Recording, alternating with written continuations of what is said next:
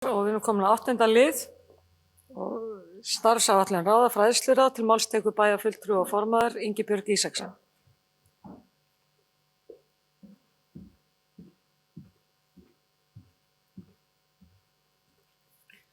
Forseti, ágætu bæjarfulltrúar.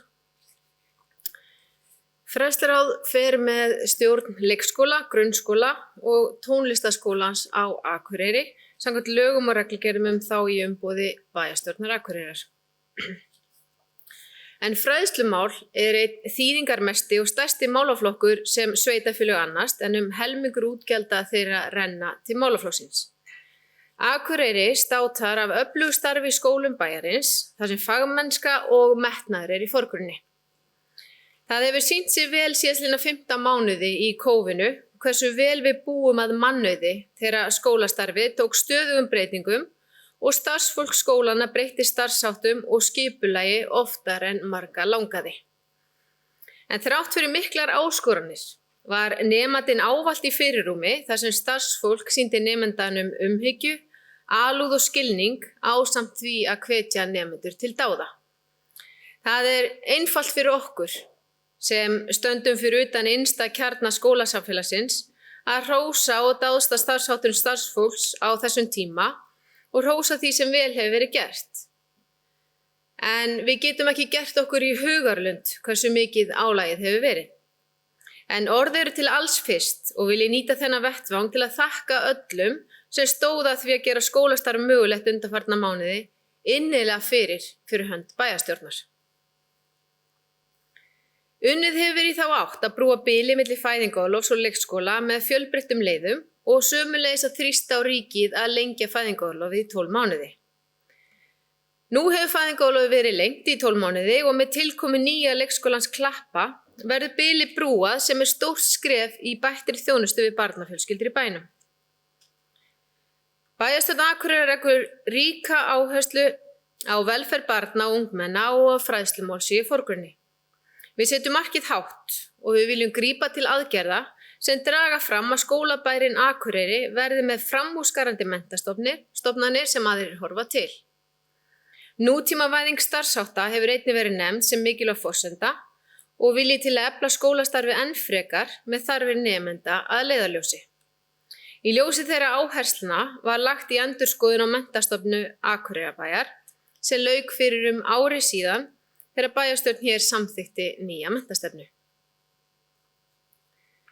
En Akureyrarbær hefur alla burði til að skara fram úr í menntamálum. Við getum státað okkur af háu hlutfalli fagmenntaðra leik- og grunnskólakennara, góðum aðbúnaði og samfélagi sem styður við skólastarf, en til þess að vera framúrskarandi þurfum við að taka höndum saman og vera tilbúin að endurskoða starfshætti. Við viljum að sköpun ráði ferðinni, samþættingu námsgreina viljum við sjá, við viljum færa nemendur út í samfélagið og leyfa þeim að æfa sig í viðfangsefnum fullorðna fólksins. Við erum með kennari sem hafa þekkingu og kunnáttu til að skapa þær aðstæður, að náma í sér stað í gegnum fjölþætt og fjölbreytt viðfangsefni og við getum öll hjálpa stað við að láta þau raungerast. En endalegt markmið menntastefnunnar er að nemendur standi keikir í báða fætur þegar þeir færast upp á næsta skólastig. Verði færir að taka farsælar ákvarðanir eigið líf og með heiminn á fótum sér í þeim skilningi að þau geti valið sér leið inn í framtíðina bæði á Íslandi sem og í alþjóðlegu umhverfi. En nú höfum við stigið skrefið. Menntastefnan varðar leiðina og gerir ráð fyrir því að við stöndum saman, allt frá stefnumótun til velferðar og framfara nemandans. En þrátt fyrir að aðstæður hafi verið krefjandi þegar kynning á menntastefnunni hófst, nýttum við tæknina til þess að halda fundi með starfsfólki í leik- og grunnskólana í nóvember, desember og janúar. En 3 ára innleiðingarferli menntastefnunnar er sem sagt hafið. Sveitarfélagið hefur sett sér aðgerðaáætlun sem árlega er metin og staðan er lögð fram í fræðsluráði. Við ætlum okkur ekki aðeins að merkja við á blaði það sem við ætlum okkur, heldur fylgjum við eftir skilgreindum aðgerðum, markmiðum og viðmiðum. Menntastefnunni fylgja að gæða viðmiðum meginþætti skólastarfsins í leik- og grunnskólum bæjarins. Það er í höndum hvers skóla að máta starfshætti við gæða viðmiða Akureyrarbæjar og skilgreina þær umbætur sem nauðsynlegar eru til þess að standast þau viðmið sem sett hafa verið. Hver og einn skóli hefur á sama tíma mikið svigrúm til þess að draga fram sérstöðu sína og séreinkenni. Með þessu móti byggir innleiðing menntastefnunnar á styrkleikum hverrar stofnunar fyrir sig og innleiðingar áætlanir miðaðar að því að bæta stöðuna. Samkvæmt aðgerðaáætlun skólaársins sem nú er að líða var fyrirhugað að endurskoða og kerfisbinda innra mat allra leik- og grunnskóla bæjarins. Ástæðan fyrir því að innra matið eða gæðamatið, ef svo má orða, er fyrst tekið fyrir er til að æfa og undirbúa starfshætti gæðaráðana fyrir að taka kerfisbundið á við mikilvægustu þættina sem er starfið með börnunum, foreldrum og skólasamfélaginu öllu. Áætlun sveitarfélagsins fyrstu skref við innleiðingu menntastefnunnar hefur staðist. Nú hafa verið settar á laggirnar gæðaráð í öllum skólum, gæðaráðin starfa undir stjórn skólastjórnenda og hafa það hlutverk að skipuleggja og fylgja eftir gæðamati skólana. Vinna gæðaráðana í vetur hafa gengið út á að endurskoða og skipuleggja framkvæmd og skipulag innra mats og kerfisbinda í gögnum sem birt eru á heimasíðum skólana.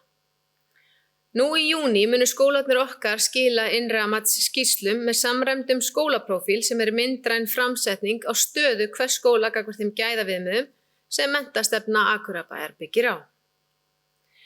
En ytra mat var gert á 85 kennslustundum í grunnskólum Akureyrarbæjar og þau gögn hafa verið lögð fyrir gæðaráðin.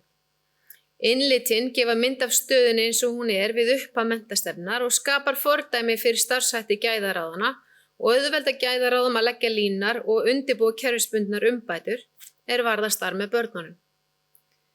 Á næsta skólaári munu leik- og grunnskólarnir kortleggja betur stöðu sína gagnvart gæðaviðmiðum menntastefnunnar er varða starf með börnum og ungmennum og skila fræðslu ráðum með sama hætti. Það er með sambærilegum innra mats eða gæðamats skýrslum. En við erum því stolt og keik yfir því að nú í vor hefur fyrsti matsringurinn verið farinn og grunnur lagður að innleiðingu menntastefnunnar. Skólastjórnendur og gæðaráðin hafa fengið góðan stuðning og stutt hvort annað við að rýna í eigin starfshætti og kerfisbinda innra matið. Á undanförnum 10 árum hefur áhersla á sérúrræði í leik- og grunnskólum aukist til muna, en sá þáttur hefur það bil tvöfaldast á þeim tíma. Í því felst að sífellt er verið að koma betur til móts við þarfir fleiri nemenda en áður og þeirra forsendum. Það er okkur metnaðarmál að sinna þessu vel og því var ráðist í að gera úttekt á þessum þætti skólastarfsins í grunnskólum bæjarins í samvinnu við miðstöð skólaþróunar Háskólans á Akureyri. Tilgangurinn er fyrst og fremst að kortleggja starfsaðferðir, kalla eftir reynslu og ráðum kennara og stjórnenda og leita leiða til að gera enn betur. Von er á niðurstöðum úttektarinnar fljótlega og von eru bundnar við að sú vinna hjálpi okkur á þeirri vegferð. Stytting vinnuvikunar hefur innleidd að hluta til í grunnskólum bæjarins. Hvorki félag grunnskólakennara né skólastjórafélag Íslands hefur samið styttingu en aðrar starfsstéttir hafa gert það. Í leikskólunum tók styttingin gildi 1. janúar fyrir alla. Í flestum skólum er styttingin 65 mínútur en í 2 skólum er hún 120. Þegar á reyndi var heldur flóknara að innleiða styttinguna í leikskólum bæjarins en í upphafi var ákveðið að ráðast í 3 mánaða tilraunaverkefni, þar sem stjórnendur fóru sínar leiðir í innleiðingunni. Reynslunni var safnað kerfisbundið og kom hópurinn vikulega saman til að miðla henni til annara.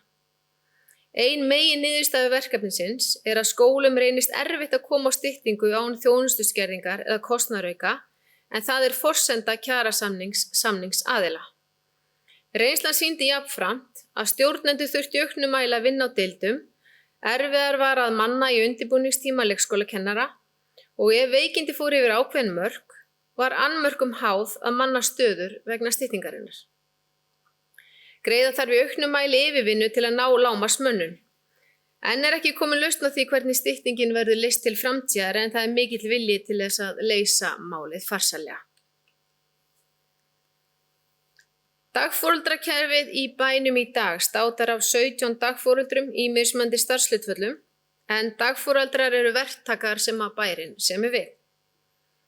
Dagforeldrakerfi hefur smátt og smátt minnkað í umfangi samhliða því sem bærinn býður yngri börnum leikskólavist og munu einungis 13 dagforeldrar vera starfandi næsta haust. Það er mikilvægt fyrir fjölskyldur í bænum að hafa aðgengi að þessari þjónustu. Sér í lagi með að bærinn innrita börn einungis einu sinni á ári. En unnið er að tillögum starfshóps innan sviðsins fjölgun innritunardaga og munu drög að verklagi liggja fyrir innritun að ári. Á síðasta ári var samþykkt tillaga Fræðsluráðs að niðurgreiða kostnað foreldra sem eru á innritunaraldri en hafa ekki fengið boð leikskólavist. Þetta úrræði styður barnafjölskyldur og er jafnræðis sjónarmið þegar gjöld lækka þegar barn fær leikskólavist.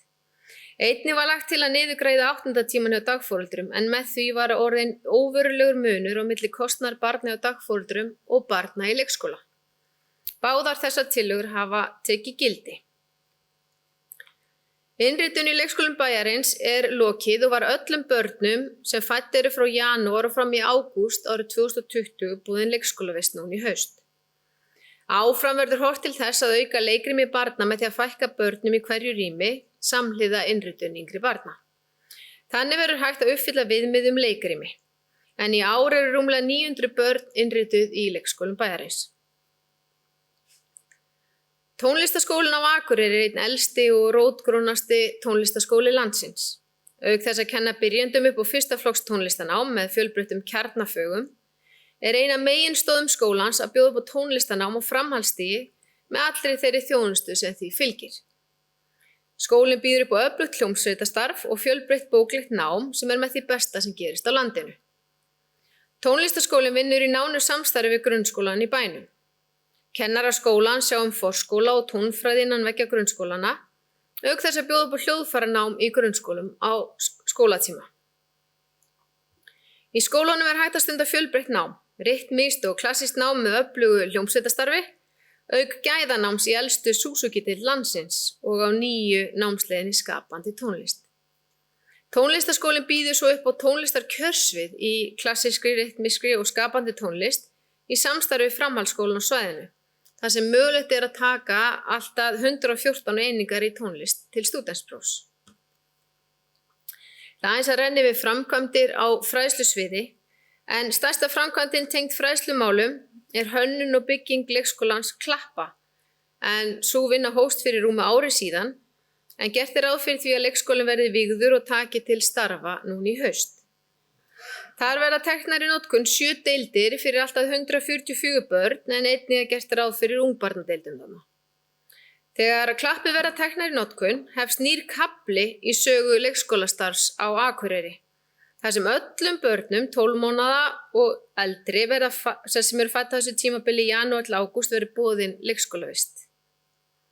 Á þessu kjörtímabili höfum við markvisst unnið að þessu markmiði og jafnt og þétt boðið yngri börnum leikskólavist. Því má segja að í haust verðum við búin að brúa bilið milli fæðingarorlofs og leikskóla sem var stóra markmiðið okkar á þessu kjörtímabili. Samhliða opnun Klappa verður efra húsið í Pálmholti tekið úr notkun enda sinnt sínu hlutverki vel. Stjórnun Flúða, neðra Pálmholts, verður í höndum leikskólastjóra Lundarsels í framhaldinu og skólastjóra Pálmholts mun flytja á samt hluta starfsfólksins á Klappir. Það er ansi margt sem þarf að huga að í svona stóri framkvæmd sem bygging Klappa er og vil ég nýta tækifærið og þakka öllum sem hafa komið að þessu verkefni innilega fyrir. En það er einnig unnið að endurnýjun 2 kennsluálma í Lundarskóla. A-álman var full hönnuð og fór í framkvæmd og framkvæmdin við A-álm og tengigang fór á stað síðastliðið haust og er áætlað að framkvæmdin við þennan áfanga ljúki núna í sumar og verði því tilbúið fyrir kennslu næsta haust. Framkvæmdin við B-álmu og Eingarð hófust í byrjun júní og er gert ráð fyrir verklokum sumarið 2022. En framkvæmdirnar eru allar á áætlun og hönnun er að hefjast á stækkun á sali Lundarskóla og mögulegri leikskólabyggingu síðar. En eins og þið heyrið þá er að mörgu að taka en ég ætla að láta staðar hér numið og opna umræður en ég vil nýta tækifærið og þakka starfsfólki fræðslusviðs fyrir samstarfið sem og félögum mínum í fræðsluráði fyrir ánægilegt og gott samstarf. Takk fyrir mig í bili. Það er bæjarfulltrúi Ingibjörg Ísaksen lokið máli sínu. Næst tekur til máls bæjarfulltrúi Gunnar Gíslason.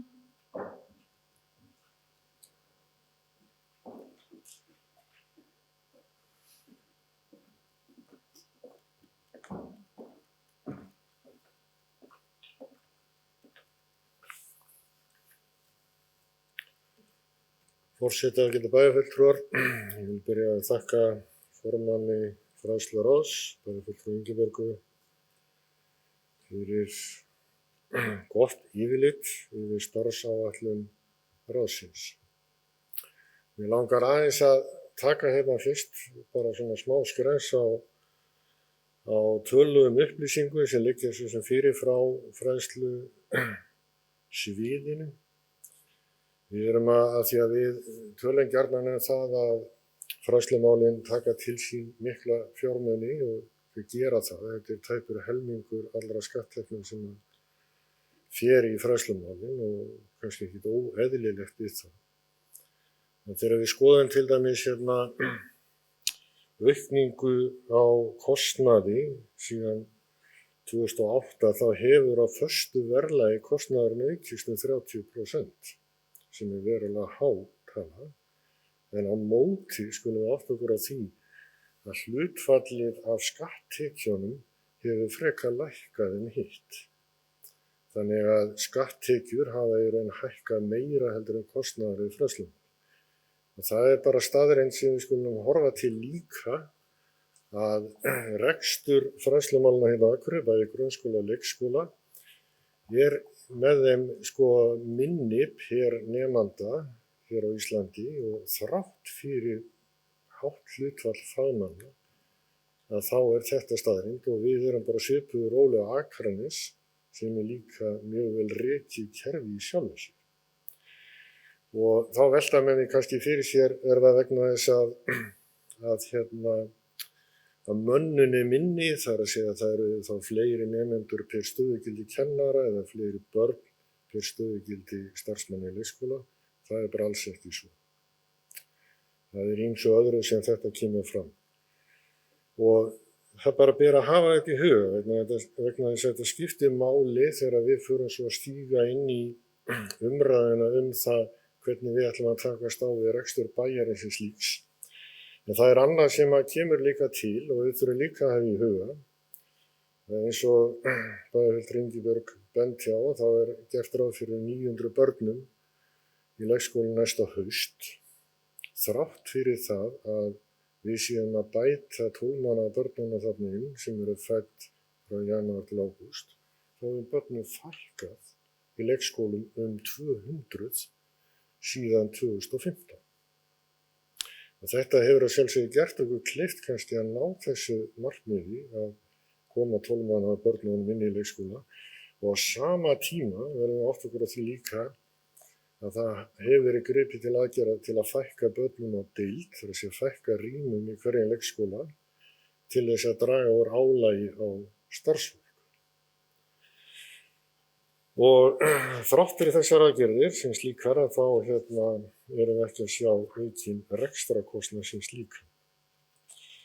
Það sem vekur líka athygli þegar maður fer að skoða svona tölulegar upplýsingar skólakerfi þá er til dæmis það að veikindadagar eins og kom fram í, var ekki máli bæjarstjóra hér samkvæmt stjórnsýslubreytingarnar, að fjöldi veikindadaga hefur aukist verulega, sérstaklega í grunnskólunum, en við erum að sjá 53% aukningu veikindadaga síðan 2016 í grunnskólunum. Þetta er tala sem er gjörsamlega óásættanleg og bendir til þess að þarna séum við að takast á við og þurfum að takast á við verkefni sem snýr að einhverju leyti að bættum starfsaðstæðum og þetta þurfum við að rannsaka vel. Það er algjört grundvallaratriði að starfsmönnum líði vel á vinnustað og þeir hafi svona sterka sjálfsmynd sem fagmenn í því sem þeir eru að gera og það er ljóst að þessum tölum allavega að það sé svona vísbending það að þarna sé eitthvað ekki alveg nógu gott. Ef við horfum aftur á móti til leikskólana þá hefur veikindadögum fækkað örlítið og það er ný þróun með það sem hefur verið undanfarin árið 2019 það fækkaði aðeins og við þurfum bara að vonast til þess að svo verði þá áfram. Það er annað sem ég vil vekja athygli á hérna og það er það að þegar við erum að skoða fjölda nemenda sem að falla undir einhvers konar sérþarfir, þá voru þeir nemendur skólaárið 2010 til 11 9% af heildarfjölda nemenda í grunnskóla. Á þessu skólaári er gert ráð fyrir að þetta séu 16% nemenda. Þannig að aukningin þarna er mjög mikið. Við erum að sjá þarna heildartöluna fara úr 205 nemendum í 424. Það geta verið ýmsar ástæður fyrir þessu, en þetta bendir til þess að við séum að takast á við breytt umhverfi, öðruvísi verkefni og kannski verkefni sem við erum ekki búin að finna leiðir til þess að leysa með skynsamlegum hætti inn í grunnskólanum. Og það gæti til dæmis verið skýring að hluta til á því að við erum að sjá meiri veikindi og fleiri veikindadaga í grunnskólanum heldur en verið hefur og þessa aukningu sem við erum að sjá það. Það eru til rannsóknir sem voru gerðar í kringum 2014 eða birtar 2014 þar sem var verið að skoða álag vegna til dæmis hegðunar örðugleika nemenda í skólum og það kom niðurstaða þar var svo að það var ótrúlega hátt hlutfall kennara sem upplifði einhvers konar þrot í starfi vegna erfiðrar hegðunar nemenda og þess að þeim gekk illa að halda bekkjarstjórnum í góðu lagi. Þetta er svona hluti af þessi vanda sem við erum að takast á við og við þessu þarf að bregðast. Og bæjarfulltrúi Ingibjörg kom inn á það að við værum að skoða svona úrræðina hvernig við erum að takast á þessi verkefni í grunnskólanum og það er alveg ljóst að það er verk að vinna þar miðað við það niðurstöðum sem liggja svona gróflega fyrir í dag og ég get líka sagt ykkur það að orðaræðan sem á sér stað þessi mál í grunnskólum á Akureyri, hún er ekkert öðruvís en orðaræðan í nokkuð mörgu skólum sem við erum að skoða annars staðar á landinu í dag. Þetta er bara sama orðaræðan, þannig að þetta er ekki sér akureyst mál, þetta er bara viðvarandi verkefni greinilega alls staðar á landinu. Þannig að þetta eru kannski hluti sem við þurfum aðeins að velta fyrir okkur og takast á við. Og það er annað sem að kannski tengist þessu líka að síðan 2015 þá hefur fjölgun barna með annað tungumál en íslensku fjölgaði aukningin í 78%. Og þarna erum við að tala börn sem að koma jafnvel inn í grunnskólana án nokkur íslenskukunnáttu og sum hver ekki með neina enskukunnáttu heldur. Þannig að þarna er líka verkefni sem að hefur verið reynt að bregðast í gegnum tíðina. Þarna hefur orðið mikil aukning sem við þurfum með einhverju móti að takast á við líka og finna skynsamlegri leiðir og þetta er hluti af því sem er verið að skoða í þessu máli. Þannig að ef við horfum bara þessa tölu varðandi grunnskólana þá er alveg augljóst að það er töluvert verk að vinna. Ég var svo aðeins að skoða tónlistarskólana sem vakti athygli mína þar.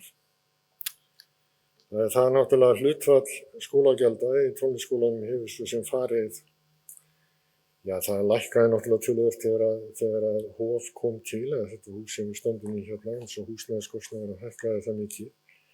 En það sem að vekur líka athygli er að kennslustundum hefur fjölgað en nemendum í grunnnámi hefur fækkað töluvert mikið síðan 2009 og þegar maður fer að skoða samsetninguna þá sér maður að það hefur orðið tvöföldun í fjölda framhaldsnemenda eða nemenda sem eru á framhaldsstigi sem að stórum hluta til greitt svo sem af jöfnunarsjóði.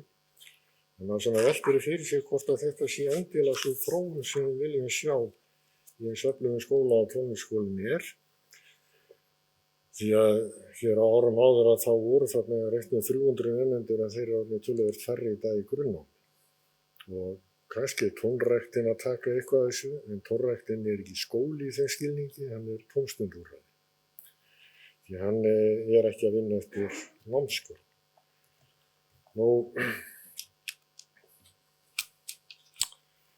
Ég held að það sé nú kannski erfitt að tala tónlistarskólan öðruvísi að nefna það að gjaldskrárnar hafa verið hækkaðar mikið hér og verið svona með í hærra sem að þekkist á landinu, eftir því sem ég best veit. Sérstaklega í söng og samt hefur söngnemendur fjölgað mikið. Nú fjöldi, eins og ég sagði áðan, að þá hefur fjöldi leikskólabarna, hann er orðinn töluvert mikið lægri en það var. Og það reyndar nákvæmlega sama þróun sem við erum að horfa á grunnskólanum, vegna þess að ef að leikskólabörnum fækkar, þá fækkar grunnskólabörnum því að þessi börn koma upp í skólanum. Og miðað við þær tölur sem við höfum verið að heyra að þá eru stefnir í á næstu 5 árum kannski 400 til 500 barna fækkun. Ef engar breytingar verða á. Og það í sjálfu sér kannski þýðir það að það þarf að endurskoða eitthvað það hvernig við erum að fjármagna skólana. Þetta getur leitt til þess að það muni fækka eitthvað starfsfólki. En það er alveg morgunljóst að við þurfum náttúrulega að takast á við heilmikið af öðrum verkefni sem snúa skólanum bara heilt yfir. Og eitt af því sem að bæjarfulltrúi Ingibjörg nefndi hér var að við erum nýbúin að setja menntastefnu, metnaðarfulla menntastefnu sem gerir í raun kröfu til heilmikilla breytinga í starfi. Við þurfum að átta okkur á því að við munum ekki sjá þessar breytingar allar koma fram á næstu 3 árum. Og það er tiltölulega einföld ástæða fyrir því. Það hefur mikið verið rannsakað hvernig breytingar koma fram og það hefur stundum verið umræði í þeim hópi sem hér situr að menn vilja nú sjá breytingar í einstaka störfum kannski inn í stjórnsýslunni en það gangi alveg afskaplega illa að breyta starfsháttum þrátt fyrir þetta séu tiltölulega einföld störf. Og það er bara einfaldlega vegna þess að það breytist enginn við það eitt að vera sagt að breytast. Það þarf eitthvað meira til. Og fræðimenn hafa rannsakað þetta mikið og það er talað svona 7 atriði sem við þurfum að hafa í huga. Ef við ætlum að ná fram breytingum, þá taka það langan tíma. Það kalla á mikla samvinnu eins og inn í skólum, teymisvinnu. Það kalla á lausnaleit sem er svona unnin í samstarfi. Það er áhersla á hagnýtjum, hvernig við nýtum nýjar aðferðir og hvernig það verður yfirfært á aðstæður í skólanum. Þetta er bara töluvert mikil vinna. Við erum að breyta menningu, við erum að breyta hugsunarhætti, við erum að breyta hvernig fólk vinnur. Þetta þarf að vera í tengslum við raunveruleg skólastarf og stuðningu þarf að vera veittur innan skóla. Við höfum gjarnan sent fólk á námskeið og haldið námskeið og fólk fyrir á námskeið og lærir eitt og annað og svo koma inn í skólan aftur og vera þá búið að breyta starfsháttum sín. Það bara gerist ekki þannig. Þannig að það er eitthvað sem við þurfum að gera með öðrum hætti. Það þurfa að vera margar leiðir að þessu námi því að þetta er bara námi eins og hjá börnum. Við þurfum að bjóða upp á fleiri en eina leið. Og við þurfum að byggja á rannsóknum og við þurfum að safna gögnum sem sýna þann árangur sem við ætlum að ná. Og það er kannski það sem er snúnast í allri þessari umræðum skólamál. Við erum að einhverju ástæðu ekki að horfa eða við erum ekki að nýta gögn með réttum hætti. Við erum mjög gjörn á það að stökkva á einhvers konar slagorð. Menntastefnan hefur beðið skipbrot. Hvað áttu við? Já, menntastefnan hefur boðið skipbrot. Þetta eru svona yfirlýsingar sem koma upp. Og ég heyrði bara nýlega. Skólakerfið sinnir ekki drengjum. Vandi drengja er stóra málið í dag. Ég ætla ekki að gera lítið úr því að drengir hafi ekki verið að ná þeim árangri í skólakerfinu sem hafi stemt. En af hverju er það? Og hvað erum við að gera? Og getur verið að þetta sé tímabundi ástand? Varaformaður Fræðsluráðs, Þorlákur Axel Jónsson, hann benti á niðurstöðu rannsókna frá Kanada sem benda til þess að drengir sem er að taka síðan samskonar próf og stúlkur 22-23 ára, þeir eru komnir á sama stað á stúlkurnar á þeim aldri. Og þá veltir maður fyrir sér, sko, hvað erum við að segja, hvað erum við að gera? Ég ætla að nefna annað dæmi. Hérna fyrir nokkrum árum, þá var farið að ræða það að við værum að ná lakari árangri í læsi á PISA. Alveg hárrétt. Árangur okkar hefði farið niður á við. Þá stukku menn til og sögðu, þetta er breyttu starfsháttum í læsiskennslu á yngsta stigi að kenna. Og þá gripu menn það sem var hendi næst, það er byrjendalæsi. Þetta er því að kenna. Okay. En hvernig stendur þá að því að þessi nemendur sem var verið að skoða þarna þeir höfðu aldrei farið í gegnum byrjendalæsi? Það var bara ekki byrjað að kenna byrjendalæsi eða nota þær aðferðir þegar þessi nemendur sem var rætt voru teknir og metnir. Þannig að sko þessi sleggjudómsumræða skólamál, hún er bara til mikil að vansa. Og þetta hefur kannski orðið til þess að umræðan á Íslandi skóla, hún snýst meira og minna það neikvæða. Þó að við séum að reyna að halda uppi hinu jákvæða, þá birtist umræðan alltaf hinu neikvæða. Og hvaða áhrif hefur þetta? Þetta hefur náttúrulega þau áhrif að tölum kerfið niður. Og nú snýst öll umræða á alþjóðavísu í skólamálum traust. Þannig að við vorum að tala traust hérna áðan gagnvart stjórnkerfi. Og ég hlustaði á Pasi Salberg sem er mjög vel metinn fræðimaður finnskur sem hefur skrifað mikið finnska skólakerfið og hvernig árangur þar hefur náðst. Og hann var sem sagt gestur á ráðstefnu sem að skólafrístunda svið Reykjavíkurborgar hélt dag. Þar, sko, það er alveg merkilegt að hlusta á hann, þess að hann fyrir alltaf inn að tala það að íslenska skólakerfið, það sé bara býsna gott á mjög marga lund fyrir að draga þar upp ýmsa þætti. Við þurfum semst einhverja erlenda sérfræðinga til að segja okkur þetta. Hann er nýbúinn að gefa út bók sem heitir In Teachers We Trust, The Finnish Way to World Class Schools. Nú hvað er hann að fjalla? Hann er að fjalla traust. Hann er að bera saman ásamt öðrum kennara skólakerfi í Bandaríkjunum og Finnlandi og draga fram hvað það er sem einkennir finnska skólakerfi sem á að vera gott kerfi, það sagt er. Og hvað einkennir það? Jú, það er traust til fagfólksins. Það er virðing og það er sveigjanleiki gagnvart nemendum og traust líka. Og þegar maður er að lesa þessar lýsingar, þá er maður bara að sjá endurspeglun af mörgu af því sem við erum að sjá hérna í skólakerfinu í okkur. En hver er þá munurinn? Hann liggur í virðingunni og traustinu. Og því hvernig við tölum kerfið okkar og skólan okkar. Og það liggur í því líka í aukinni meiri teymisvinnu þar sem að menn er að vinna saman. Og mér finnst ástæða til að nefna þetta hérna, vegna þess að við erum bara að fara í gegnum mjög erfiðan vetur með skólakerfið.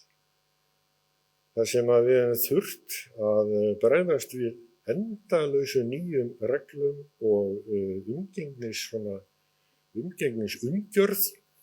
Þannig að krafturinn hefur að miklu leyti farið í það að bregðast við einhverju nýju skilaboðum frá sóttvarnalækni og heilbrigðisráðherra.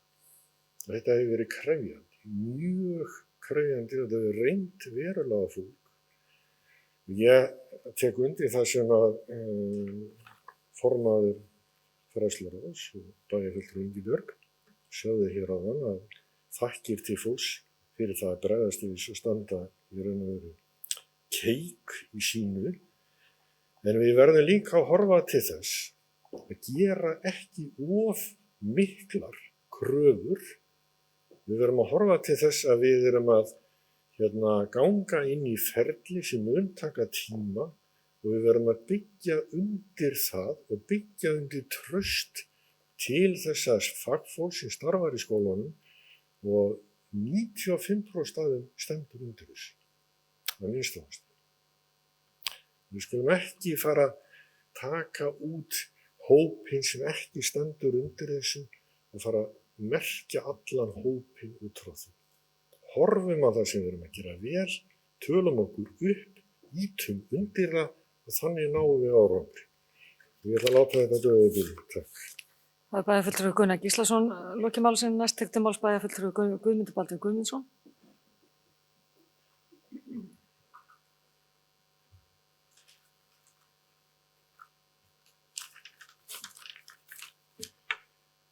Forseti ágætu bæjarfulltrúa, kannski að bera í bakkafullan lækinn að koma á eftir skólamanni eins og Gunnar Gíslason og ræða fræðslumál og ég get strax það hér í upphafi að ég mun ekki tala jafn mikil í þekkingu og skilningi eins og hann á þeim málaflokki enda og kynna margra áratuga reynslu í þeim efnum. En ég fannst nú kannski aðeins að þarna sér bæta fyrir Gunnar. Ég ætla nú að byrja á því að þakka formanni fræðsluráðs fyrir hennar ræðu og hvernig hún fór yfir þetta og ég vil bara segja eins og vera því ég er nú búin að vera í þessum bæjarpólitík í 12 ára að ég held að svona við höfum verið afskaplega heppin með formennsku í fræðsluráði á þessu kjörtímabili. Þar hefur verið manneskja sem hefur talað af þekkingu og reynslu í fræðslumálum. Hún hefur unnið öttulega af þeim stefnumálum sem við höfum sett, þar að segja að í rauninni það var á sín tíma, unnið að því að brúa bili milli leikskóla og fæðingarorlofs og það er það sem við erum að sjá raungerast núna í haust. Hún hefur líka unnið öttulega því að innleiða menntastefnuna og það var eitt af því sem við lögðum mikla áherslu á. Þannig að ég tel að hún sé núna af því að við vitum nú öll að hún er að yfirgefa okkur með haustmánuðum. Það er alveg sama hvernig kosningar það fara. Hún er örugglega inn á þing í haust og talaði sem diggur framsóknarmaður. En við erum ég tel að hún skili afskaplega góðu búi. Hún hefur verið mjög einörð í sínum starfi og ekki síður hefur henni tekist að vinna með starfsfólkinu og það ber að þakka og ég hef trú á því að við séum með vel mannaðir til þess að fylgja áfram þeirri vinnu sem að menntastefnan gerir ráð fyrir. Við gerum alltaf líka breytingar í mannahaldi í ráðum og nefndum hjá okkur í haust og vonandi tekst þeim sem að taka við keflinu að halda áfram því góða starfi sem Ingibjörg hefur verið að sinna. Það hefur Ingibjörg. En við langaði kannski aðeins, af því að nú getum líka verið grumpy old men að þetta náttúrulega kostaði allt saman peninga og við svona kannski þurfum að reyna átt okkur á því að það að fara niður í 12 mánaða börn í leikskóla það er kostnaðarsamt, það þarf fleira starfsfólk og það þarf að mæta því. Þá velti maður svona aðeins fyrir sér og ég held að það sé mikið vett fyrir okkur í tengslu við fjárhagsáætlun næsta árs að þá annarkvort sameinaðsviði eða fræðslusviðið að það þarf í rauninni að gera grein fyrir því hvað í rauninni þetta kemur til með að kosta okkur á næsta ári og þá líka kannski spurning hvað við erum að fá á móti vegna þess að það náttúrulega hefur komið fram í máli manna að það er líka ákveðin fækkun í grunnskólum sem svona kannski kemur á móti þessu en allt eins og ég segi þetta allt kostar þetta peninga við erum að taka í notkun afskaplega vandaða byggingu í leikskólanum og Klöppum og það er náttúrulega dýrt húsnæði og svona þetta er þannig að kostnaði í málaflokkinn kemur til með aukast. Bæjarfulltrúi Gunnar talaði það að þetta væri svona að lækka hlutfallslega með skatttekjur. Alltaf oft tekist á þetta skatttekjur og skatttekjur ekki skatttekjur ég og Bæjarfulltrúi Gunnar. Svo mikið ástæða til að vera að rengja það neitt en auðvitað er sko hlutfall skatttekna þegar við horfum til jöfnunarsjóðs og það getur að vera svolítið villandi að jöfnunarsjóð og sérstaklega við höfum verið að fá auki fjármagn vegna málaflokks fatlaðra og það kannski breytir einhverju en það er samt sem að breytir ekki stóru heildarmyndinni. En mig langar að spyrja bæjarfulltrúa Ingibjörgu að því og formann fræðsluráðs varðandi það sem hún var að tala styttingu lausnin á styttingu vinnuvikunar í leikskólanum, hún segir að vonast til þess að það verði leyst farsællega. Hvað þýðir það? Það í rauninni að við séum að bæta verulega í fjármunum, verður farsæl lausn undir því að við þurfum að greiða meira fyrir þetta. Mér langaði kannski líka að vita, því hún talaði að það væri núna 900 börn í leikskólanum. Hvernig er það? Ég fann nefnilega ekki í fljótheitum þessa tölu hjá mér, en hvernig er það í samanburði þess sem hefur verið og hvernig sjáum við þetta hvernig séum við þetta þróast á næstu árum. Og svo langaði mig að vita líka sko, að því við fórum í niðurgreiðslu vegna dagforeldra til annars skulle ég segja barna sem til þess að jafna milli þeirra sem komu börnum á leikskóla. Hefur þetta verið innan áætlunar hjá okkur? Erum við sem sagt í rauninni að er þetta í rauninni sem sagt eins og við gerðum ráð fyrir eða erum við að greiða meira vegna þessa? Þetta var bara svona nokkra spurningar, svo hún hafi nú einhverja spurningar að svara. Ég veit ekki nákvæmlega hvort hún er alltaf bregðast við ræðu Gunnars, en auðvitað er það þannig að það er, bæði Gunnar kom inn á það, að það þyrfti að skapa traust og til þess að koma málum áfram.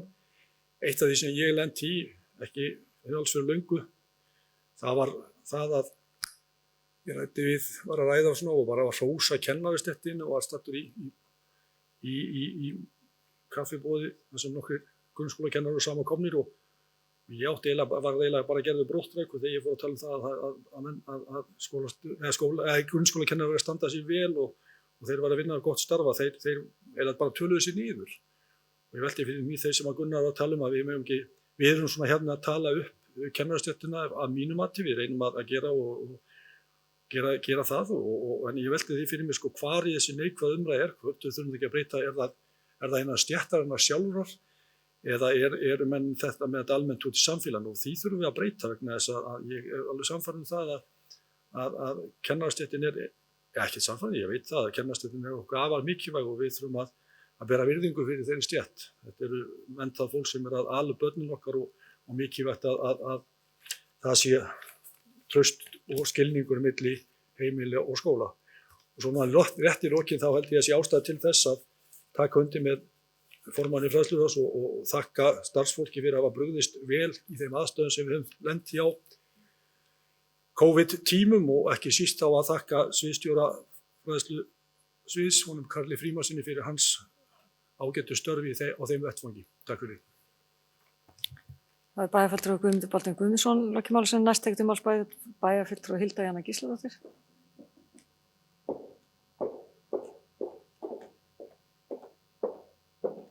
Forseti, ágætu bæjarfulltrúar, ég vil þakka bæjarfulltrúi Ingibjörgu kærlega fyrir góða yfirferð yfir málaflokkinn og vil kannski byrja á því að einmitt taka undir hrós til starfsmanna og í COVID ástandinu. Ég held að það sé mikilvægt að taki allir sérstaklega vel eftir því. En þá langar mér líka að segja að það er búið að vera einstaklega gott að hafa Ingibjörgu sem formann Fræðsluráðs og hrósa Fræðsluráði og henni sérstaklega. Ég hef alltaf verið þeirra gæfu aðnjótandi að vinna með henni í þessum verkefnum sem við lögðum á stað með í upphafi kjörtímabilsins sem að mér finnst hún hafa fylgt eftir af mikilli seiglu og fagmennsku skref fyrir skref.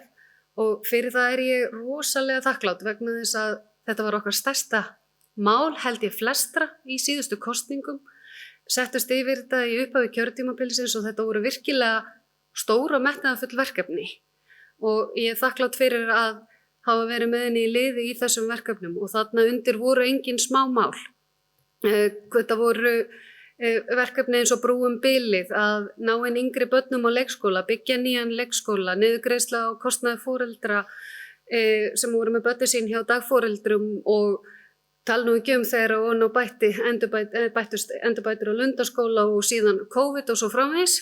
Ég geti eiginlega talið lengi en ég held að eitt af stærsta og mikilvægasta verkefnið okkar síðan ná, þetta er kannski rangnefni og kannski þurfum við einhvern veginn að endurskoða hvernig við höfum orðræðuna það að taka á móti 12 mánaða börnum af því að auðvitað er það ekki öll 12 mánaða börn heldur við skurðpunktir en ég heyri stundum og fólk segir við mig býtu en barnið mitt er orðið 13 mánaða, það er ekki komið á leikskóla. Þannig ég er stundum að hugsa yfir hvort við getum orðað þetta einhvern veginn öðruvísi en það að ná inn yngri börnum á leikskóla held ég að skipti gríðarlega miklu máli fyrir samkeppnishæfni okkar sem sveitafélag, ég man mjög vel eftir því að vera með börn hjá dagforeldrum og hvað það var óöruggt kerfi, þrátt fyrir að dagforeldrunum væru yndislegir, að þarna tel ég að sé tækifæri sem við mögum líka nýta í samkeppnisgreiningu og í markasetningu vegna þess að ég held að þetta sé fyrir fyrsta stóra sveitafélagi til að stíga þetta skref og ég bara vil þakka fyrir þá vinnu alveg sérstaklega. Ég er kannski bara með örfáar spurningar. Já, svo glemdi ég meira þessi einu risamáli, menntastefnan, smámál líka sem var verið að vinna í og aðgerðaráætlunin henni tengt og ég er svo glöð að við höfum farið þá leið að hún verði síðan metin árlega og hvað þetta er faglega unnið og enn og aftur líka þakka starfsfólki sviðsins og þeim sem komu að bæði úr grunn- og leikskólum að þessari vinnu. Mér finnst hún virkilega metnaðarfull og utanaðkomandi aðila. Að ég hef mikla trú á svo auðvitað mun þetta taka tíma. Þetta er einmitt ekki svona quick fix en ég held þetta sé virkilega grunnur sem að við getum byggt ofan á eins og sá grunnur sem að fyrir var þetta. Þá var það sem ég langaði að spyrja ég hjá eftir því að það sé svigrúm til þess að draga fram sérstöðu hvers skóla. Mér langaði bara að spyrja, er það ætlunin og verður unnið með einhverjum sérstökum hætti að því að hvetja skóla til að draga fram ákveðna sérstöðu eða blæbrigða mun á milli skóla. Ég tek þakka undir spurninguna frá Guðmundi Baldvini, hvernig á að nálgast lausnir í þessari stöðu varðandi styttingu vinnuvikunnar í leikskóla. Ég veit að þetta er erfitt mál en mikilvægt einhvern veginn að nálgast það í gegnum vettvang sambandsins eða hvernig ætlum við að gera þetta. Mér langar líka, ég veit ég hef tugað nokkru sinnum yfir varðandi tíðarvörur á salernum grunnskóla til að ungmannaráð sem kom fyrir okkur hér í bæjarstjórn og var tekið fyrir í fræðsluráði í apríl 2019 og var þá lögð fram til kynningar. Ég fékk þær upplýsingar frá sviðsstjóra sem hefur einmitt rætt við formann og staðan síð svo að þær séu allstaðar í boði án endurgjalds en aðeins í 2 skólum inn á kvennasnyrtingunum. Og ég heyri á Karli Frímannssyni sviðsstjóra að það sé verið að skoða hvernig hægt sé að gera þær aðgengilegar inn á salernunum og jafnvel að koma á samstarfi nemendur á grunnskólana til þess að koma þessu í einhvern farveg. Ég bara hvet okkur svolítið til dáða þarna, þetta er eitt af verkefnum ungmennaráðs sem við hafa komið inn með fyrir núna rúmum 2 árum síðan að kýla bara svolítið á það að klára þetta. Ég held að það sé líka svona fyrir lýðræðið og svona það sem við vorum að horfa til mikilvægt. Mér langaði að nefna þessa bókun fræðsluráðs varðandi Hlíðaskóla, hvort að bæjarstjórn ætti eða gæti eða myndi vilja með einhverjum hætti taka undir bókun fræðsluráðs sem hefur óskað eftir viðurkenningu ríkisins á því að verið sé að veita börnum í Hlíðaskóla þá þjónustu sem ætti annars að vera á hendi ríkisins, líkt og gert með sambærilega sérskóla á höfuðborgarsvæðinu. Bókunin er lengri en mér finnst þetta mikilvæg bókun og gæti að minnsta kosti tekið undir hana fyrir mitt leyti og til að við ættum að leggjast á eitt þar. Að lokum ég sá að það var tekið fyrir áhugavert erindi frá kennara Bergmanni Guðmundsinni í fræðsluráði þar sem að var verið að ræða ýmislegt varðandi þróun tæknimála í skólum og mér langaði bara að spyrja hvort það standi til að nýta með einhverjum hætti þær upplýsingar og tillögur sem þar koma fram þá sérstaklega varðandi kostnaðargreiningu og núverandi stöðu og þá stöðu sem stefnt sé að í tæknimálum og hvort og hvernig stefnan varðan tækja kost kennara og nemenda er fyrirkomið. Bæjarfulltrúi Hilda Jana Gísladóttir lokið máli sínu, orðið er laust. Gleipið að varaforseta að taka við stjórnin og gefa mér orðið. Bæjarfulltrúi Halla Björk Reynisdóttir tekur til máls. Forseti ágætu bæjarfulltrúar, ég ætla að byrja líkt og aðrir á að þakka formanni Ingibjörgu Ísaksen bæjarfulltrúa sérstaklega fyrir góða yfirferð og frábærstörf fyrir ráðið og að því þú vorum bara að kveðja okkur að þessum vettvangi. Það er ég vissum að við munum eignast mjög góðan bandamann þarna á Alþingi og veitir ekki af. Þannig að bara takk fyrir það og fína yfirferð. Ég ætla að taka undir með öðrum sem hafa fagnað því að ný menntastefna er núna verið að innleiða hana og aðgerðaráætlun. Og því ber að fagna og ég hef mikla trú á því að það geti hjálpað okkur alveg gríðarlega í að breyta verkferlum og ná utan þessi vandamál sem við höfum verið að vinna að inn í kerfinu og utan þessi í ræðustólum við höfum verið að velta fyrir okkur að ég held að þetta sé alveg frábært tæki og hafi verið vel unnin og einmitt þetta innleiðingaferlið aðgerðaráætlunum og svo að ég taka núllstöðun einhvers staðar og geta fylgst með það sé okkur gríðarlega mikilvægt, okkur hérna sem inni sitjum og þurfum að fylgjast með. Hérna hefur náttúrulega eins og kannski komið fram hjá einhverjum öðrum hérna á undan áhyggjur af sífellt stækkandi hlutfalli eða meiri þörf fyrir stuðningsfulltrúa og hvernig sú þróun og hvað við getum gert í þeim efnum.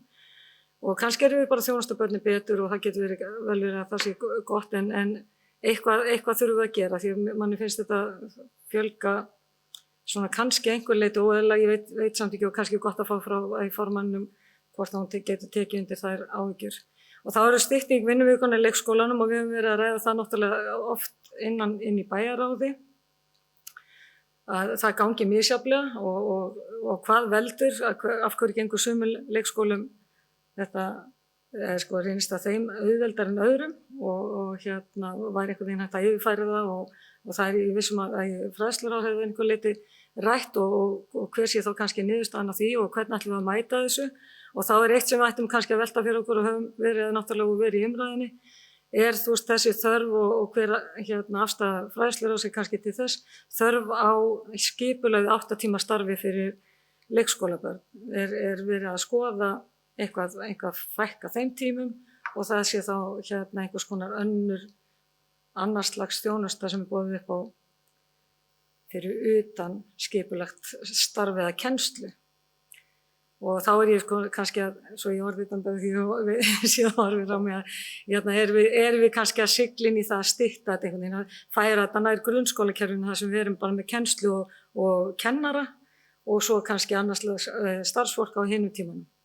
Og gætum þá stytt vinnuvikuna hliða eða samhliða því.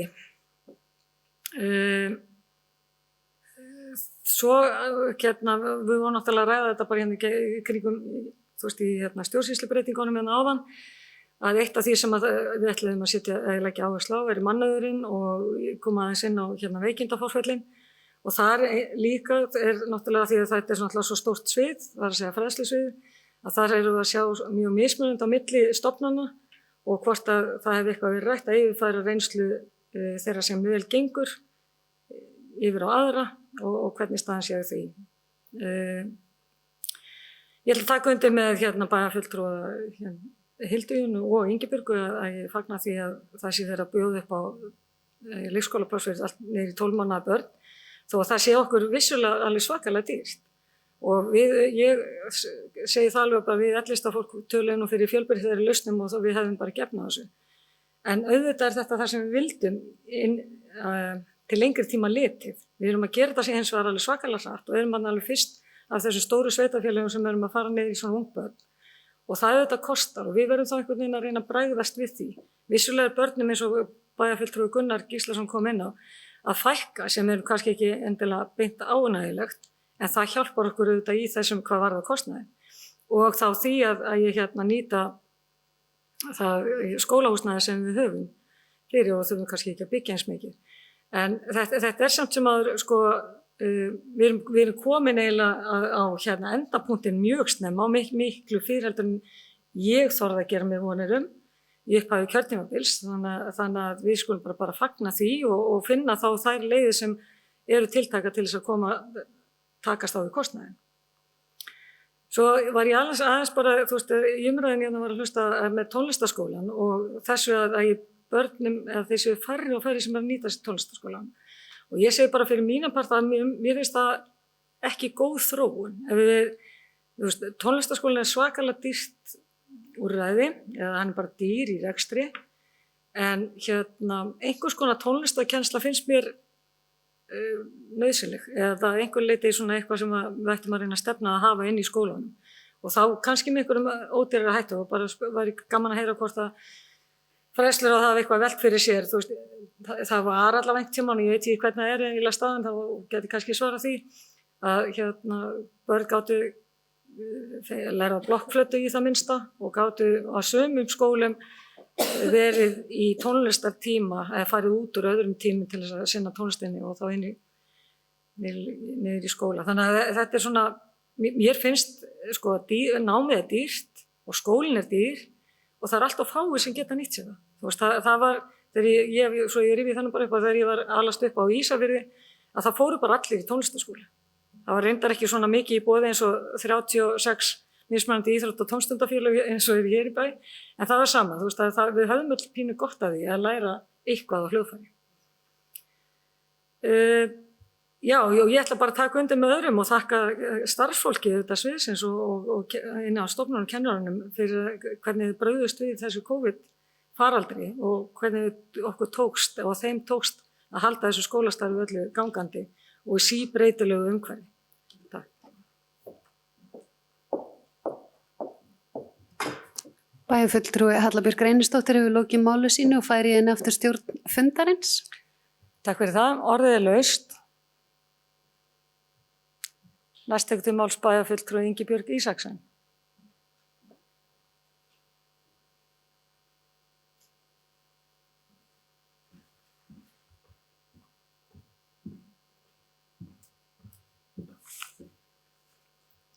Forseti, ágætu bæjarfulltrúar, ég ætla að þakka fyrir áhugaverðar og góðar umræður. Ég ætla að reyna að svara því sem var beint til mín hérna og því fyrirgefið ég fyrir fram og tilbaka í umræðunum. En mér langar til að þakka fyrir falleg orð í minn garð sem og til starfsmanna sviðsins og ráðsins. Ég lít svo á að þetta séu þakkir til okkar allra því þetta er samvinna okkar allra. Við höfum náð að vinna þetta virkilega vel og ég er afar þakklát fyrir hversu faglegt starfsfólkið er á sviðinu og hversu gott er að leita til þeirra og vinna með þeim. Þetta er bara bestu þakkir skilið fyrir. En einnig varðandi menntastefnuna líka. Þetta er samvinnuverkefni. Við fengum til okkar Ásgarð og gerum samning við þá varðandi utanumhaldið og framfylgdinni af menntastefnunni meðal annars og svo hefur við fengið MSHA líka sem hefur verið virkilega dýrmætt í allri þessu vinnu til þess að styðja við skólastjórnendur og starfsfólk skólana og fylgja þessu öllu saman í hlað. Þannig að það er bara, þetta er samvinnuverkefni og verður gaman líka að fylgjast með þessu í framhaldinu því við erum bara rétt að byrja, búum við fyrsta hringinn.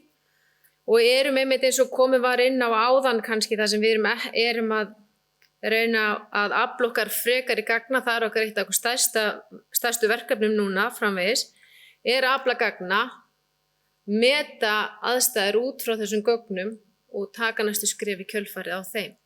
Og það er okkar stóra verkefni. En mér langar aðeins að koma inn á einmitt hann í máli bæjarfulltrúa Gunnars Gíslasonar, tala mikil í fagmennsku hérna menntamálinu og þekkir mjög vel til. Það sem kom inn á hlutfalla skatttekjum til fræðslumála að hafi lækkað. En það er alveg rétt, við rekum mjög hagkvæmt fræðslukerfi, það kemur fram einmitt í skólastjóraskýrslu sambandsins að kerfið okkar hér á Akureyri er rekið vel í samanburði við önnur sambærileg sveitarfélög. Varðandi fækkun barna þá er það rétt, við reiknuðum með þessu öllu saman í vinnu starfshópsins brúum bilið og þetta var það sem við kortlögðum í framhaldinu. Og í rauninni bara til það vera af að góðan árangur og við höfum séð þetta fyrir þó svo við vonumst til þess að okkar aðgerðir í tengslu við fleiri leikskólapláss og taka yngri börn verði til þess að börnum fjölgi hérna. En þetta er svo sem kannski í takt við fæðingatíðni innan OECD-landana sem því miður fer minnkandi. Varðandi skýringar og fjölgun veikindadaga þá vil ég nú ekki meina að það sé endilega eða ekki eingöngu starfsaðstæður, við slum að einhverju leyti rekja til þeirra. En það er líka samspil annarra þátta í samfélaginu. Þegar þetta hefur verið kannað meðal starfsmanna, að þá er kannski ekki hægt að benda á einn þátt innan starfsins, heldur er þetta líka álag utan vinnutíma sem við þurfum öll að skoða og líta í eigin barm varðandi. En það eru samt sem áður meiri veikindi í leikskólunum, heldur grunnskólunum sem þar sem veikindin hafa í rauninni stoppað eða aukningin hefur stoppað. Börn með annað móðumál hér á Akureyri eru tæp 9% af heildar nemendafjöldanum og með það bara 4% á landsvísu. Að þetta er svolítið mikil aukning og fjöldi kennslustunda fyrir þennan hóp hefur þrefaldast á 4 árum. Það þarf að bregðast við og þetta er bara við erum með fjölbreyttara samfélag heldur en hefur verið áður. Við þurfum að grípa til og við þurfum í rauninni það kostar meira fjármagn, við þurfum að endurskoða það hvernig við nýtum það og hvort við getum nýtt það með betri hætti og hvort við getum breytt starfsháttunum í einhverju formi og ég mig langar svolítið líka bara nefna þetta í ljósi þess að þegar við höfum verið að fá til okkar hérna nýbúa eða flóttafólk þá er skipulag í kringum móttökuna. Rauði krossinn hefur haldið utan um það, og gerði það gríðarlega vel, undirbjó nemendur mjög vel fyrir skólastarfið. Hins vegar er það þannig að þegar börn flytja hingað og ekki innan þessa kerfis, heldur flytja bara til landsins með annað tungumál, þá ekkert kerfi sem grípur inn. Þau eru bara send beint inn í skólan og jafnvel foreldrarnir eru ekki talandi á íslensku og þetta getur verið gríðarlega flókið og erfitt fyrir börnin. Og þetta eitthvað sem við þurfum að skoða líka í framhaldinu því þetta alveg til. Við erum með beinagrindina, við þurfum kannski bara að breyta hugarfarinu okkar og fara út fyrir boxið og horfa á þetta meira heildrænt. Varðandi drengina og vanda drengja þá fór Gunnar Gíslason bæjarfulltrúi ágætlega yfir þetta, hann Þorlákur einmitt í fræðsluráði hefur vakið athygli á þessu að þróunin hjá drengjunum hún tekur bara lengri tíma, þeir komast á svipaðan stað eða jafnvel kannski ekki bara betri með tímanum og við fögnum því en samt sem áður höfum við líka áhyggjur af því að líðan barna í skólunum. Það var kennari hér í bæ sem gerði könnun á líðan drengja á miðstigi í skólunum hérna og náði til 200 barna.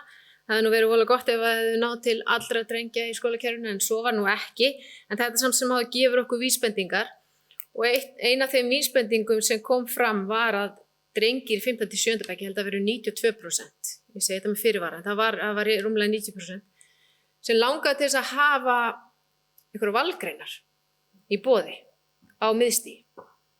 Skólinn brást vel við, kom þess á framfæri og nú gátu nemendur 5. til 7. bekk valið sér valgreinar á næsta skólaári sem frábært. Þannig að það alveg þannig að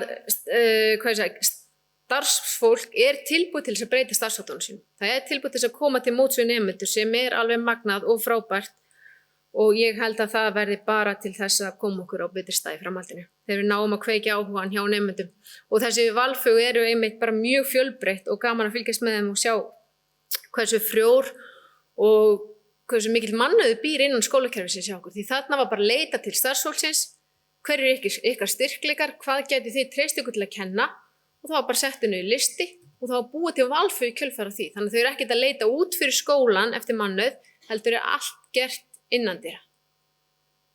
Og þetta kannski kennur okkur líka það að horfa enn og eftir út fyrir boxið.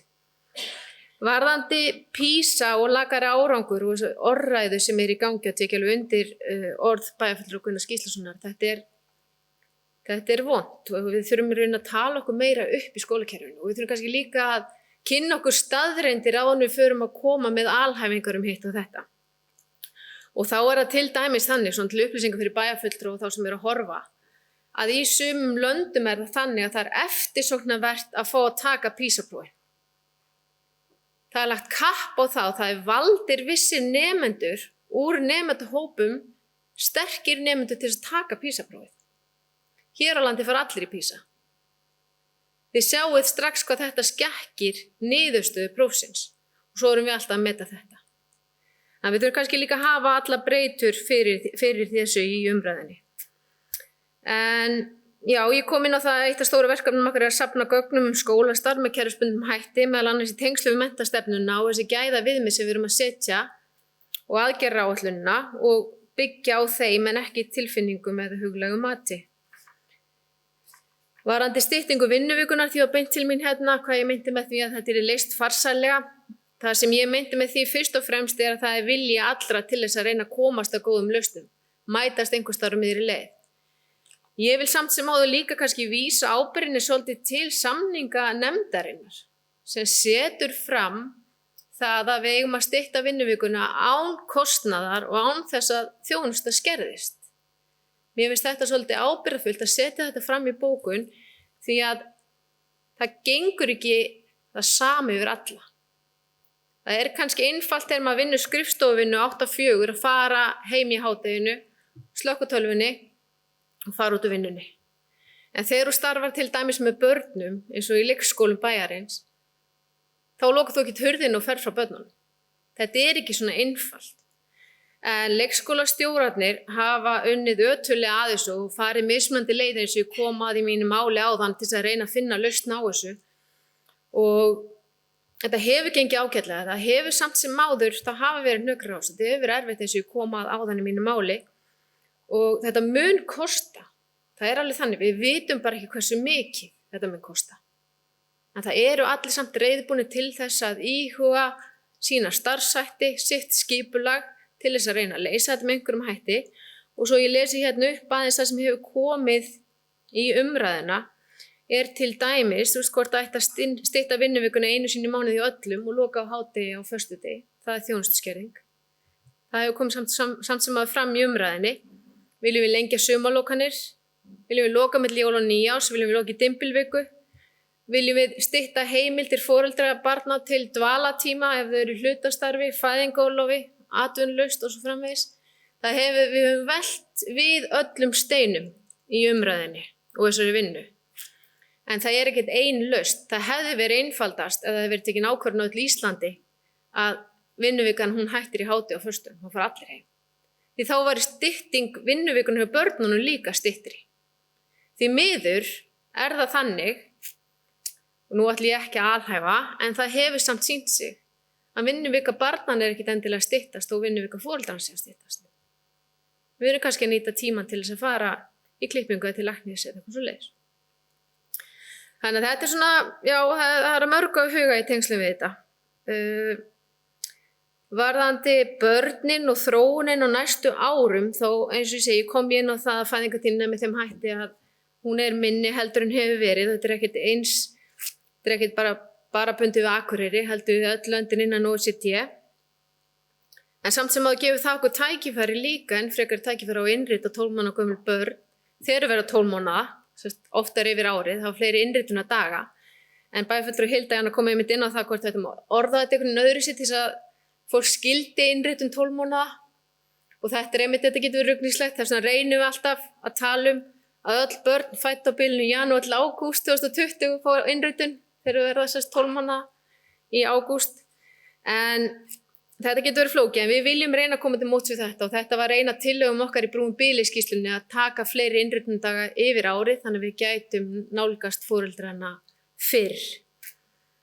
En varðandi sérstöðu hvers skóla þá fagna ég þessari umræðu því ég hef oft talað þetta. Við höfum að nýta mannauðinn sem er innan hvers skóla til þess að vekja athygli á þessu og það er oftar en ekki sem maður sér það sem er kannski öflugur tónmenntakennari eða íþróttafræðingar eða myndlistakennari eða hvernig sem við getum þetta svo fjölbreytt flóra að það er ofta sem leita skólana og ég held að við höfum að nýta tækifæri til þess að gera þetta enn frekar, enn meira mæli og það sem varðar í rauninni gæða viðmiðin er að hver og einn skóli setur sitt viðmið og það sem hann treystir sér til þess að gera og vinnur í takt við það og fær tíma til þess eins og kom inn á hérna áðan í máli minni mig bæjarfulltrúa Gunnar Gíslasonar að breytingar taka tíma.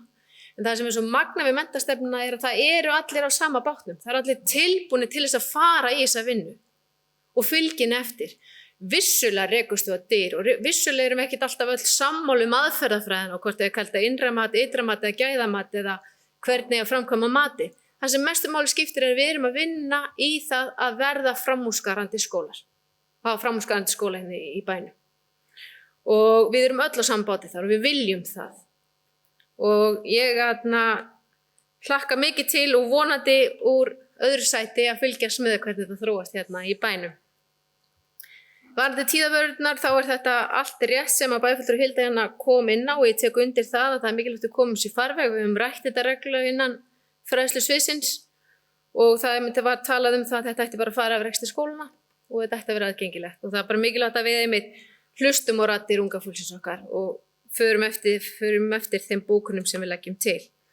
Varðandi Hlíðarskóla og bókun fræðsluráðs þá var einmitt kom bæjarfulltrúi Hilda Jana inn á það var á síðasta fundi fræðsluráðs sem við bókum það við óskum eftir viðurkenningu ríkisins á kostnaði í tengslum við Hlíðarskóla og ég hef fylgt þessu máli eftir bæði innan mennta- og menningarmálaráðuneytisins og svo núna síðast við samgöngu- og sveitarstjórnarráðherra sem hefur meðal annars samningaviðræður í tengslum við jöfnunarsjóð að gera og ég nefndi þetta við hann og þetta er á fullu í vinnslu hjá hans ráðuneyti, veit ég, og þeir eru að reyna að finna leiðir til þess að koma þessu bara inn þannig að þetta verði bara föst greiðsla hjá okkur og ég veit að starfsmaður ráðuneytisins hefur verið í samstarfi og sambandi við okkar sviðsstjóra og við vonandi fáum bara svör á allra næstu dögum í tengslum við þetta og ég veit allavega það er allavega unnað því að það verði jákvæðar fréttir þannig að ég get upplýst ykkur það hérna núna. Það var aðeins rætt hann Bergmann sem er einmitt kennari í Giljaskóla, frábær einstaklingur, frjór og mjög áhugasamur upplýsingatækni og hefur staðið sig gríðarlega vel og breytt mörgu þarna upp í Giljaskóla. Það sem við erum í rauninni að vinna að núna í tengslum við aðgerðaáætlun tengslum menntastefnu að gera upplýsingatækni stefnu fyrir bæinn. Hingað til höfum við verið að líta til sjálfstæðis hver skóli hefur fengið að stjórna því, hvernig tækjan kaupir og hversu miklu magni. Það hins vegar í ljósi þess að orðin töluvert skekkja á þessu. Þetta snýst ekki eingöngu að kaupa tæki, þetta snýst líka að uppfæra þau, viðhalda þeim og kunna á þau og nýta þau inn í skólana. Og þetta eitthvað sem við erum að skoða hvernig við getum í rauninni fengið mest fyrir peningin og bestu þjónustuna og nýtt okkur tæknina. En þetta allt saman í vinnslu og við eigum Hauki Horni þarna hjá honum Bergmanni að fylgja þessu eftir. Varðandi áhyggjur aukin stuðningsþörf þá í rauninni bara eins og ég kom inn á áðan fjölbreyttara samfélag, við þurfum breytta starfshætti og samvinnu allra í kerfinu. Og með klappir. Þá fagna ég því líkt á þeirra við sem að stíga þetta skref fyrir kannski einhverju áætluð en þetta akkúrat á tíma með það sem Brúin bilið skýrslan gerði og fræðsluráð hefur stefnt á og fræðslusvið frá upphafi þessa kjörtímabils. Þannig að það bara frábært að það sé að raungerast núna á haustmánuðum. Það eru flestöll ef ekki öll sveitarfélög í landinu að stefna á þetta, mislangt komin og gera þetta með mismunandi hætti en ég held að við vonandi klippum á borðan í haust og fögnum þessu vel og lengi. En varðandi tónlistarskólan þá kom inn á það áhyggjur áðan að það væri alltaf færri og færri sem að myndu sækja í það. Það rétt og þú veist og það er virkilega leiðilegt. Það ekki allir sem hafa tök á því heldur að senda börn sín í tónlistarskólan í dag. En við erum að leita leiða og það þetta hægt að nýta frístundastyrkin líka í það. En það sem hins vegar líka úrræði og við erum með, sem í boði í dag önnur nálgun á tónlistarkennslu og það tónræktin sem við höfum með samninga við núna og nemendafjöldin hjá þeim hefur aukist gríðarlega og mér skilst á öðrum sveitarfélögum að það mesta aukningin í öðrum sveitarfélögum í tengslu við eldri borgara og tónlistarkennslu. En það algjörlega óplæður akkur líka því við vorum að nefna tengingun áðan með eldri borgarina, það kannski eitthvað sem við getum líka að hugsa á okkur. Og ég legg ríka áherslu á það að þetta verður skoðað í tengslu við tónræktina því þeir eru að nálgast annan hóp og það gríðarlega fjölbreyttur hópur hjá þeim og þetta magna starf að þarna einmitt leiðir líka fyrir einstaklingar sem að kannski eru ekki að leita eftir því sem að tónlistarskólinn býður upp á heldur eitthvað annað. En annars þakka ég fyrir góðar umræður, ég held að þetta sé lengsti fundur ársins hjá okkur og allir bíða spenntir eftir að honum ljúki, þannig að ég þakka bara kærlega fyrir mig. Það bæði fulltrúi Ingibjörg Ísaksson lokið máli sinu og orðið laust. Sem fleiri hafa ekki hvað sér hljóðs, þá segjum við umræðum þannan lið lokið og takk fyrir góðar umræður.